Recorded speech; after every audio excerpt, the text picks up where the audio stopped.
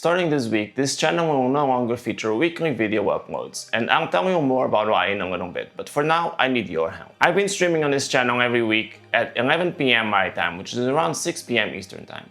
But since I'm no longer doing weekly videos, I would like to know when is more convenient for you to watch my live streams. So I have a poll in my posts tab right now, and I would appreciate if you could vote and comment on that poll to let me know what time you would be most open to watching those streams. Obviously, this only applies if you care about watching those streams, but I would very much like to know when you can watch those streams if you'd like to tune in, what time works best for you, because that would help me a lot in planning around when I can stream. Also, I'll be doing a few more shorts, hopefully, so I would also like to know what kind of content you like to see in shorts in the gaming space that I do. I try to use it for my mini reviews. I try to do like major Nintendo news as well.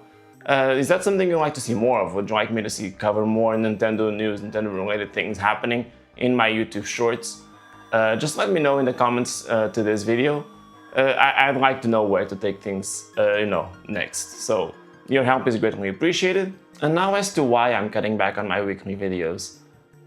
Well, when I started this channel over a year and a half ago, all I wanted to do was have an outlet to share all of my thoughts about the thing that I love. Like, I love Nintendo games, I love playing them, and I love talking about them. And I just didn't feel like I had a place where I could share those thoughts and have them actually be heard and, by people who care. I just wanted an outlet for all of the things that I had to say about gaming. But as time went on, I also wanted that to be something that maybe could be my job. I wanted something that could be financially sustainable. And so I always, from the beginning, I aimed to do something that would be consistent. That's something that I remember hearing a lot is like, consistency is key. So I've always I've strived to make a video every single week. I always wanted to make a video on Saturdays, always hopefully around the same time. And I always started, later on I started streaming also always every Saturday night. Like, I wanted to have that consistency. Later I added shorts and everything. I just wanted to have a consistent cadence of content that I could produce that would hopefully keep people coming back. But it's been a year and a half, and obviously that hasn't worked. I am very happy to have reached 200 subscribers as of recently. That is definitely a milestone that I'm glad to have reached. But progress has been incredibly slow. Obviously, that isn't entirely my fault. Whatever I'm doing is not enough to convince people to stay. And I acknowledge that. But the problem is, I have a full-time job that is already very, very draining. And since doing this YouTube thing and striving to have a video every week, and that has meant a 6-day work week pretty much every week. Because all of Saturday is just recording, editing, and then at night streaming. I have very little free time on Saturday.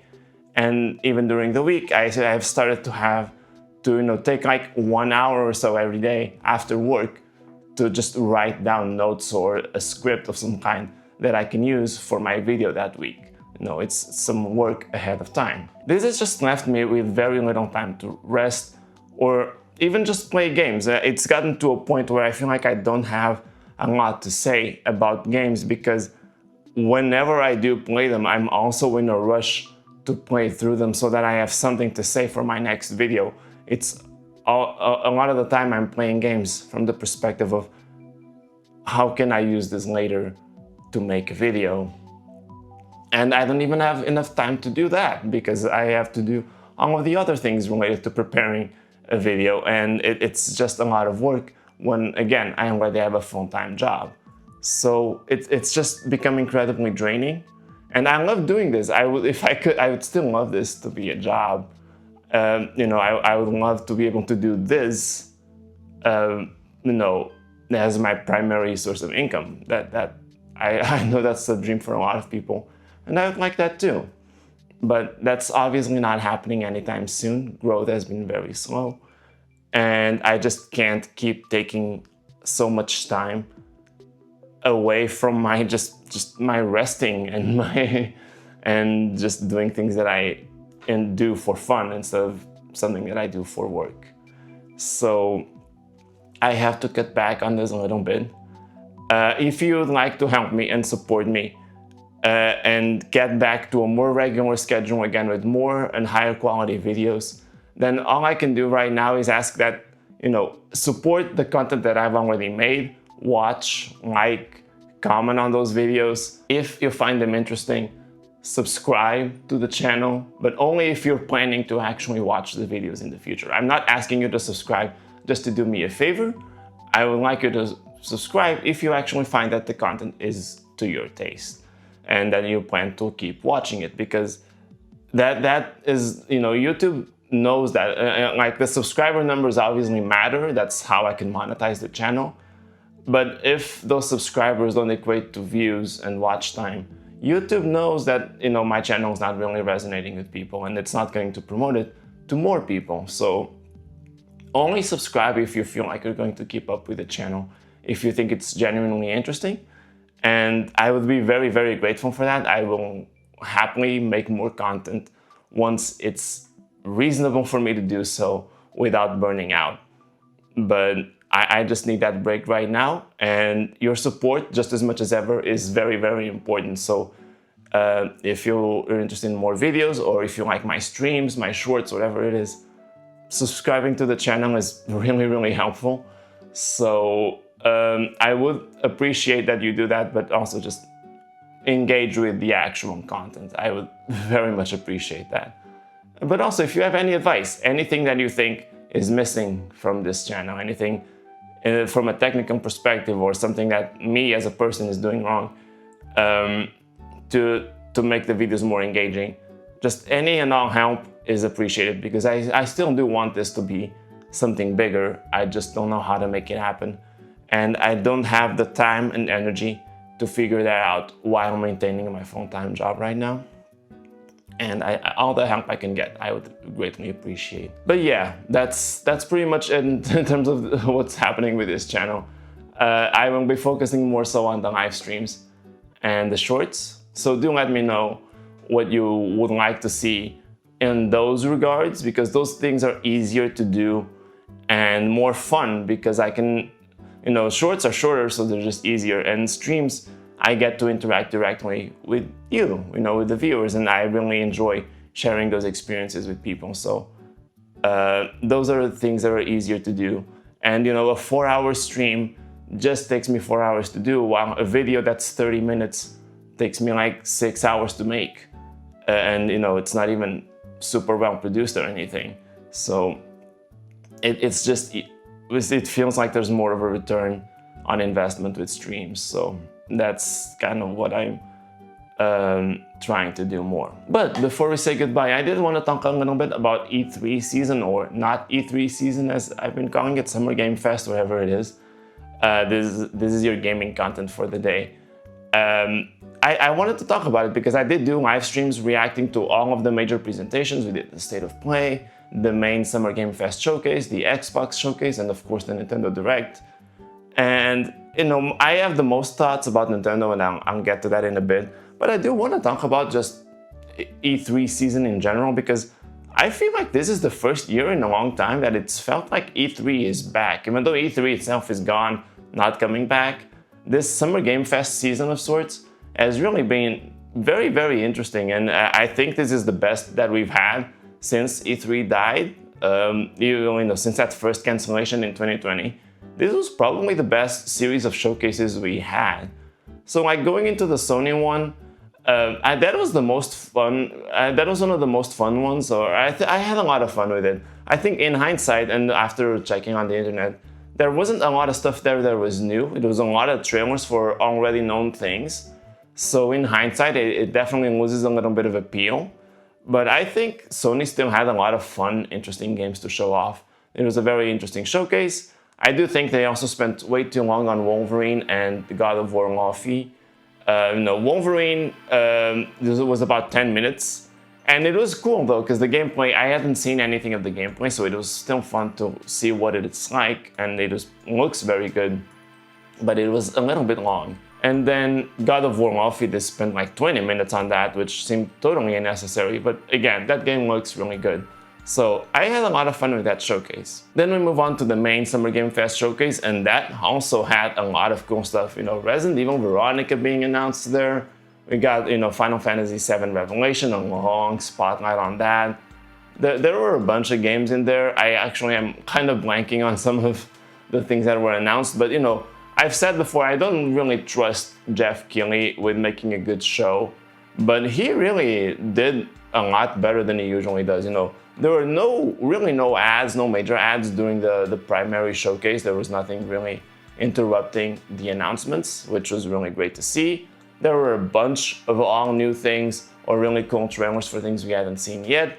A lot of cool games, like I said, Resident Evil Veronica. Some of the lesser known ones like Ill and Hex looked pretty interesting.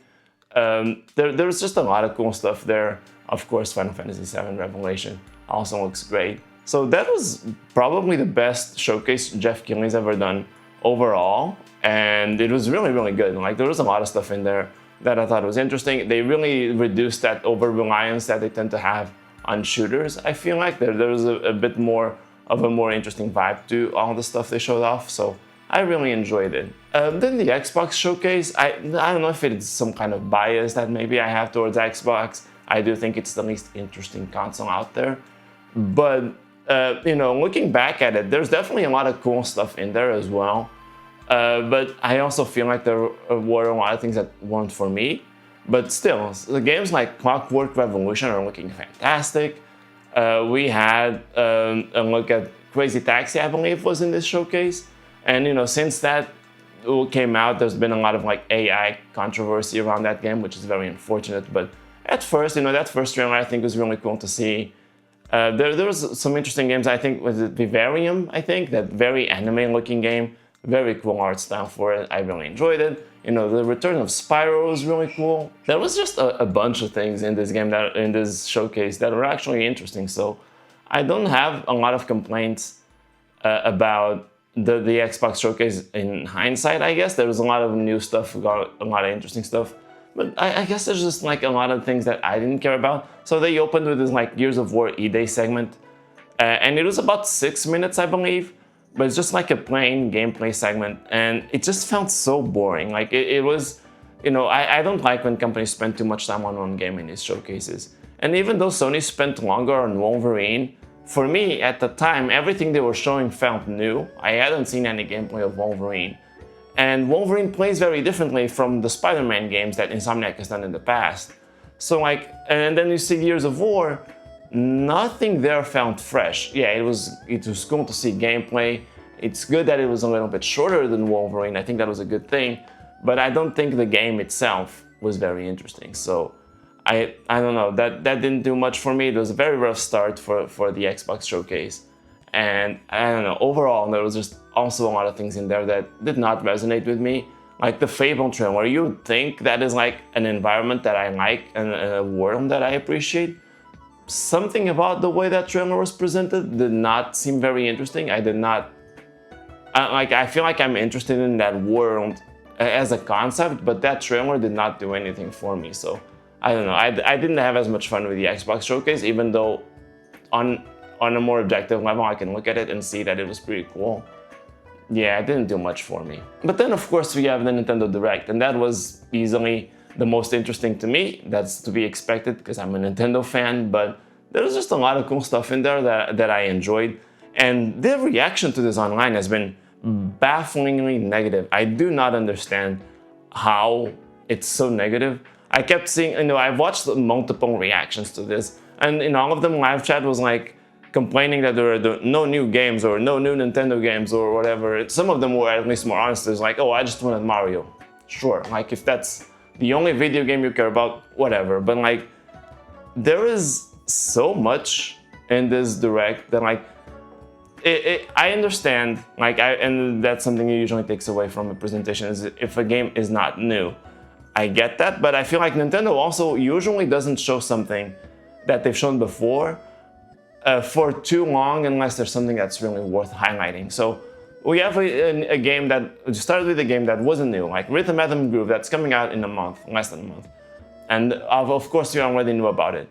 But they introduced a new sort of RPG single-player campaign mode and multiplayer support. Like, that is very big stuff for a game that hasn't really had that before, you know? Like, we didn't know that before this presentation, and we haven't had that in previous Rhythm Heaven games. So I think the time that they spent on this wasn't really wasted. It may not have been like a banger of an opener, but it was like it was still a useful showcase. I think the stuff they showed here was good. Of course, they could have opened with something stronger, but I do think also that Nintendo, they're very strict with the way they structure things. So they do the Nintendo Switch 1 games exclusive first. And this was the only Switch 1 game they had that didn't also have a Switch 2 version. So they had to open with this game. So, like, from their perspective, if you're being that rigid, I can kind of understand where they're coming from. Did they have to stick with that structure? Probably not, but I can understand why they did it. But then, you know, they move on to Switch 2 games, and there's so much there. Again, there's a bit of a bias here. Nintendo has a bit of an advantage. When a third-party game is announced, you always assume that it's coming to PlayStation, Xbox, and PC. And then Nintendo, it's always up in the air, right? So when you see a third-party game that you already know about on a PlayStation or Xbox showcase, that doesn't leave as much of an impact. But when you see it on a Nintendo showcase, that is a sign of support that Nintendo doesn't always get. So, like, seeing things like Onimusha, The Way of the Sword, that game wasn't confirmed for Switch 2 yet, and it's coming day and date with the other versions. That was huge.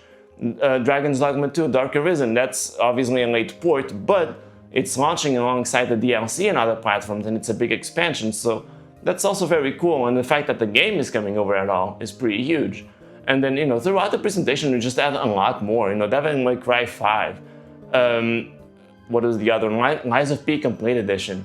Even Stellar Blade, I didn't care about that game, but I always thought of that as like a PlayStation exclusive, so it coming to the Switch 2 is pretty huge in that regard.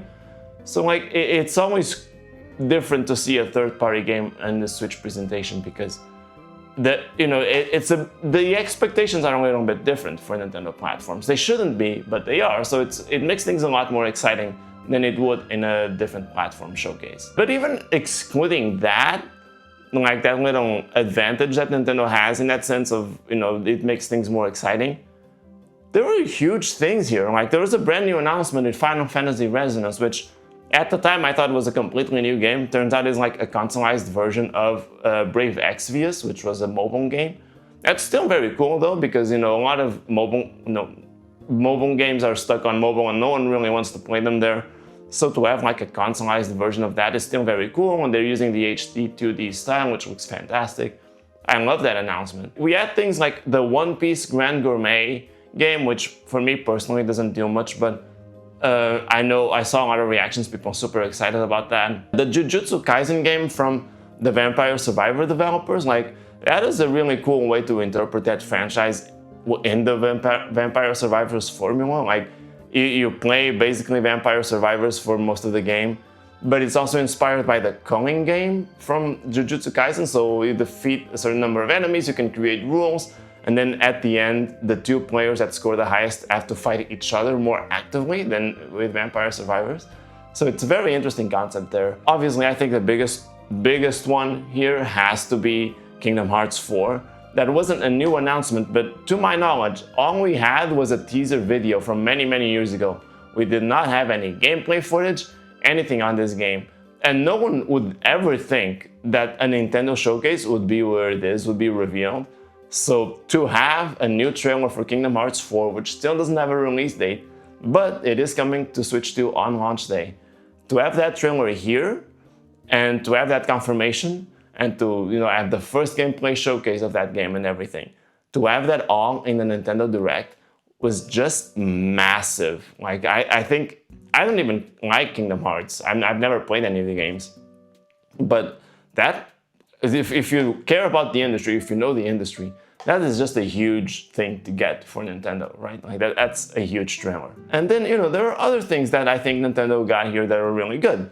A brand new Xenoblade game. You know, Xenoblade Genesis, a brand new trailer for a game coming next year, you know, looking further into the future. And along with that, we got like 3 Switch 2 editions of the previous Xenoblade games, and they're actually putting in a lot more work than they did into the Switch 2 version of Xenoblade Chronicles X. So all of these games are getting like brand new content on top of running at 4K 60 frames per second. So like very big upgrades for all the Xenoblade games announced here. Very cool stuff. You know, Pokopia, yes, it is DLC, and DLC is a less interesting announcement, but that game was very, very popular on the Switch 2. I know some people absolutely love that. So having this expansion pass come to the game is also very cool. We had a new trailer for Fire Emblem Fortune's Weave, and again, it's one of those things where people say, oh, there's no new games. It's like this is stuff that we already knew about. We basically knew nothing about Fire Emblem Fortune's Weave. There was nothing in that first trailer. I mean, the first trailer showed off the story. We had an idea of the story, but there was nothing else. Like, we just had an idea of the story. We didn't have a release window even. We knew the year, and that was it. And so this trailer just showed off way more of the story. We finally got to see gameplay, meet the main characters, and we got a release date and a limited edition for the game and everything. Like, that was also huge. Like, even if it's a game you knew about, technically, it's not like we really knew anything very huge about this game. Like, this game, all we really knew is that it existed. So all the information here is new. This game is not out yet. So like, this is still a big trailer, in my opinion. And again, I don't even like Fire Emblem, but I do think this is still big news. And then of course we had, I think, the 2 main disappointments of this, but also very exciting stuff at the same time, which was seeing the Dusk once again, and obviously the reveal of the Ocarina of Time remake. They're disappointing because they were both incredibly short. And I think the Dusk Ones is more disappointing because that game has been announced before. And here, they actually did not show anything new. They had this, 15, 30-second trailer, just with characters voicing over random footage of the game. And then they closed with an announcement of a network test that still doesn't even have a specific date. So that was very weird. I don't know why we don't have more information on that game at this point. Last we heard, it's still coming this year, so it's very strange the way they're marketing that game. I don't know what to expect at this point. And then for Zelda, you know, again, incredibly short, vague teaser. It's barely a trailer because all you see is this sort of, I guess a prologue to the story of Ocarina of Time. It does show off the graphics. It looks very graphically advanced. And then you see Link sleeping, and it's been very divisive. I think it's too early to say whether the art style is really terrible or great.